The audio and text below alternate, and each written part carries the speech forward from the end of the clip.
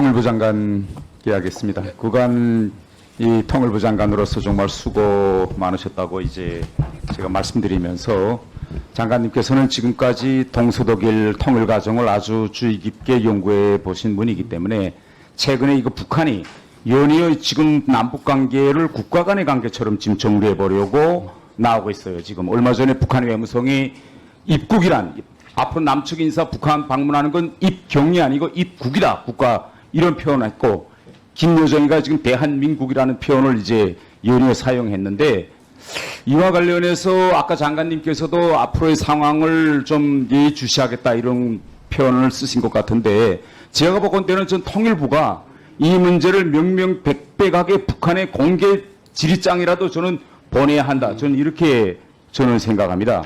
왜냐면요. 이게 지금 북한이 지금 이런 움직임이 언제부터 나오기 시작했는가 하면 지난해 9월 달에 북한의 핵 무력을 법제화한 이후부터 나오기 시작했습니다. 이게. 그래서 저는 지금 북한이 자꾸 대한민국이란 표현을 쓰면서 국가 간의 관계로 정립하려는 이 목적이 핵 무력 사용을 합법화하는 수순으로 가고 있다. 이렇게 저는 판단하고 있는데요. 북한 핵무력법에 이렇게 되어 있습니다. 제5조 2항에 북한이 만일 비핵 국가들이 핵무기 보유국가 야합에서 북한을 공격하면 핵무기 쓰겠다. 이게 북한 핵무력법입니다. 그런데 여기서 북한이 비핵 국가들 복수를 썼습니다. 그러면 장관님께서 보시기에는 북한이 염두에 둔 비핵 국가들 어디를 지금 염두에 둔 거라고 생각합니까? 글쎄요, 제가 구체적으로 그게 확인된 거는 없지만 일반 생각할 때 이제 우리나라와 그다음에 일본 정도로 생각을 할까요? 그런 정도. 저도 지금 그렇게 생각합니다. 그런데 막상 김정은이가 핵 선쟁하겠다고 선제 공격하겠다고 지금 말하는 과정을 놓고 보면 이 법에 의하면 국가 비핵 국가를 향해서 핵을 쓰게 되어 있는데 지금 남북 관계는 91년도 합의에 따라서 통일로 향한 특수관계입니다. 국가 간의 관계가 아니니. 네, 그러니 결국은 북한이 지금 핵을 선제적으로 사용하기 위해서 이 법적으로 지금 서로 충돌되는 지점들을 정립하려고 지금 이렇게 하지 않느냐. 저는 이렇게 생각하고 있는데 장관님 생각은 어떠세요?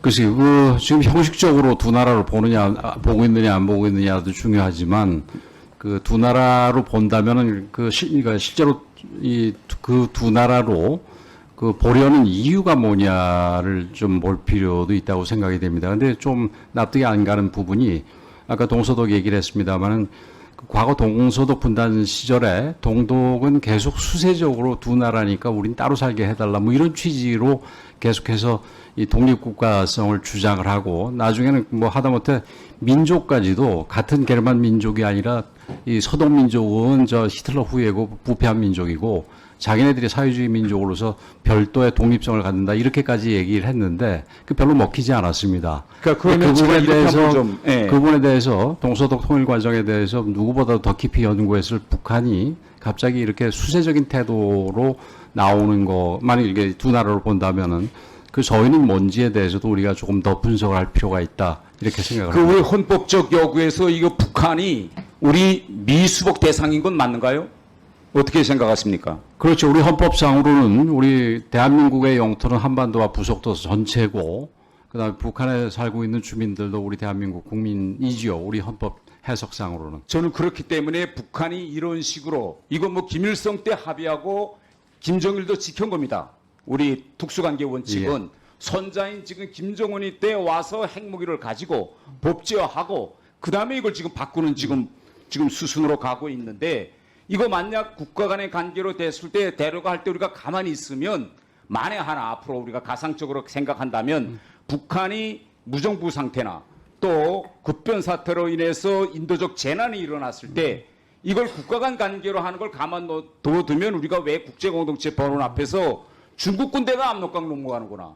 우리 군이 미수복 대상의 휴전선을 넘는거나 같은 동격으로 되는 아주 위험한 상황입니다. 그래서 저는 이런 시도가 있을 때면 통일부가 이와 관련한 명백한 입장을 밝혀야 한다. 이게 제 생각입니다.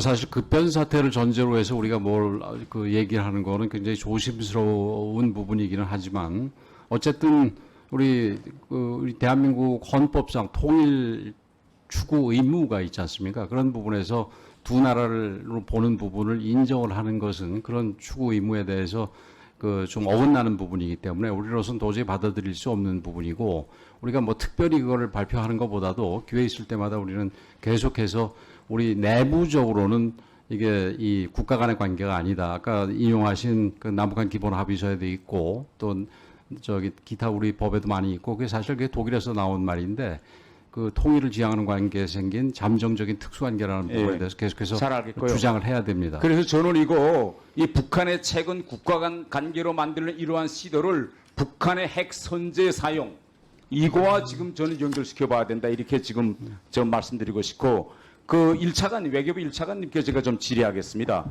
우리가 유엔 무대에서 북한을 뭐라고 지칭하죠? 조선민주주의인민공화국이라고 그러면 합니다. 북한은 우리를 뭐라고 지칭합니까? 대한민국이라고 해야 합니다. 아니 지금 현실적으로 유엔 무대에서 뭐라고 하는가요, 북한이? 공식 문서에서는 다 그렇게 하는데 간혹 따라 이제 사우스 코리아라고 하는 경우도 있고요. 그러면 저희가 지적을 합니다. 아 그러면 북한이 공식 문서에서 우리를 향해서 대한민국, 예하면 약칭을 쓴다라고 할 때 ROK라고 공식 문서에서 밝힌 적이 있는가요? 원래는 그렇게 써야 됩니다. 아, 제가 글쎄, 알기로. 제가 네. 말하는 건 현실상에서 지금 유엔에서 어떻게 굴러가고 있느냐, 제가 이걸 물어보는 겁니다. 제가 말씀드릴게요. 제가 이 지난 5년 동안 한번 제가 다 들여다봤습니다. 북한은 지금 유엔 무대에서 계속 우리를 향해서 대한민국이라는 국호를 쓰지 않고 사우스 코리아라고 해요. 그리고 유엔은 사무국의 문건을 등록해서 배포하는 여기에 사우스에서 S자를 소문자로 지금 써서 배포합니다. 그런데 최근 5년 동안에 제가 들여다본 데 의하면 현재 있는 우리 외교관들이 현장에서 우리 국호를 바로 부르라고 북한을 질책하거나 그런 문서를 썼을 때 유엔 사무국을 통해서 이렇게 국호를 정확히 지칭하는 문서를 배포하지 못하도록 경고해달라 이런 조치를 취한 적이 있는가요? 제가 알기로는 원래 그렇게 하고 있는데 혹시 그런 제가 파악한 미흡한 사례가 있으면 만약 있으면 그 저희 조- 원실에 꼭 확인해서 보내주세요. 저희가 조치하겠습니다. 제가 알고 있는 데는 없습니다. 없기 알겠습니다. 때문에 이거 좀 심각한 문제예요. 지금 우리 외교관들이 대한민국이라는 이 국호 우리가 어떻게 얻은 겁니까 이거? 일본하고 싸워서 또 얼마나 많은 수백만의 사람들이 희생을 통해서 얻은 이러한 국호인데 유엔 무대에서 북한은 우리를 보고 사우스 코리아라고 하고 우리는 북한을 보고 DPRK라고 하고 있고 이런 문서를 배포돼도 현재 있는 외교관들이 이걸 가지고 싸우지 않는다면 이게 무슨 애국심 있는 겁니까 이게? 확인해서 미흡한 점이 있으면 시정하겠고 보고 드리겠습니다. 우선 자료적으로 제출해 주세요. 지금까지 알겠습니다. 본 대면 없습니다. 예. 오늘 이 기회에 지금 북한의 움직임이 심상치 않기 때문에 대한민국 국호 이 문제에 대한 지칭 문제에 대해서 통일부와 외교부에 제가 다시 한번 이 문제를 지금 상시하고 질의합니다. 알겠습니다. 저 1차관님 좀 단답형으로 좀 답변해 주십시오. 18일부터 서울에서 한미 사이의 첫 핵협의 그룹 회의가 진행됩니다. 그런데 네. 워싱턴 선언에 의하면 원래는 이게 차관보급 협의체 이렇게 되어 있는데 이번에 차관급으로 격상시켰죠. 네. 그러면 이걸 어느 측에서 격상시키자고 요구했습니까? 우리입니까? 아니면 미국입니까? 아, 그거는 뭐 요구를 하기보다는 양측 다 이 회의가 이제 외교부, 국방부, 뭐 또 NSC 여러 부처가 관여되고요. 그러니까 그건 제가 이해하겠는데요. 그래도 뭐 시작해서 동시에 그런 일은 이루어질 수 없고 그래도 어느 쪽에서 먼저 이니셔티브를 내놓은 측이 있을 거 아닙니까? 이게 우리냐 미국이냐 제가 이걸 물어보는 겁니다. 그거는 제가 잘 모르겠습니다. 누가 먼저 그거 좀 인itiative 취했는지. 알아서 좀 답변해 주세요. 만약 예. 우리가 먼저 했느냐 아니면 미국이 먼저 했느냐에 따라서 한반도에서 핵 전쟁이 일어날 수 있는 이 현 상황에 대한 심각성을 누가 더 심각하게 보느냐 이 문제가 저는 좌우되기 때문에 질의한 거고요. 아까 이 나토 문제가 나와서 제가 먼저 질의한다면 좀 답변해 주십시오. 시간이 없기 때문에 이번에 윤석열 대통령이 나토 정상회에 가서 아주 전략적인 발언을 했습니다. 태평양과 대서양은 안보상 분리될 수 없다.